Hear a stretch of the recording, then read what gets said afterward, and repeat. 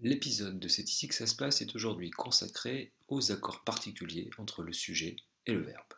Accords particuliers dans le sens où l'on parlera de sujets pour lesquels on ne sait pas trop que choisir entre la troisième personne du singulier ou la troisième personne du pluriel.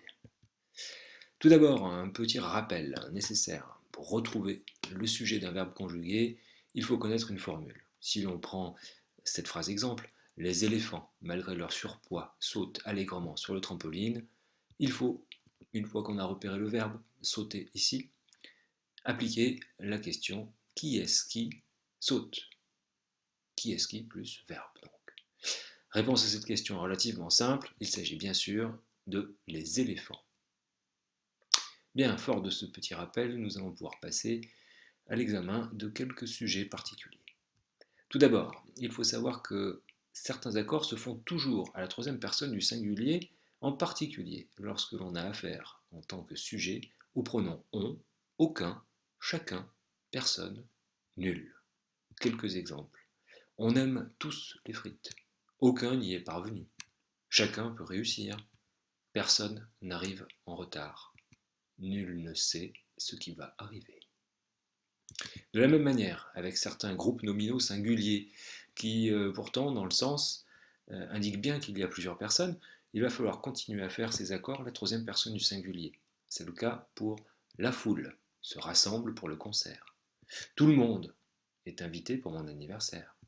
Un grand nombre a refusé l'invitation. Enfin, dernier cas de figure, pour les verbes à l'infinitif, lorsqu'ils sont en situation de sujet, ou pour une proposition, lorsqu'elle est sujet, mais oui, ça peut arriver, il faut également faire l'accord à la troisième personne du singulier. Manger, verbe à l'infinitif, est une nécessité.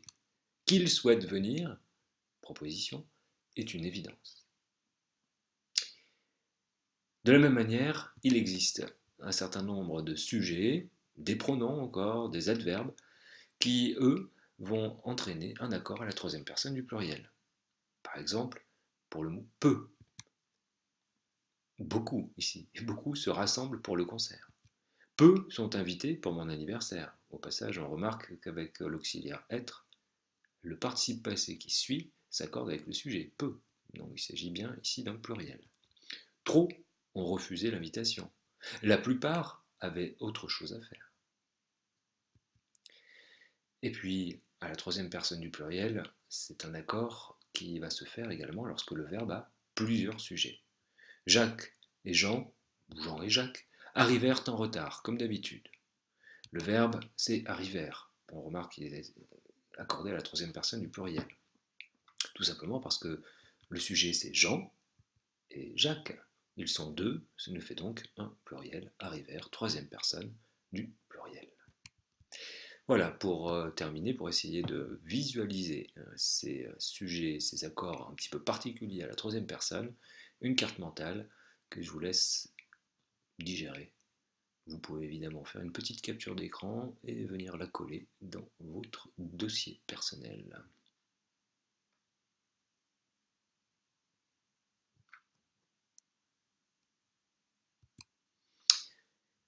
À bientôt!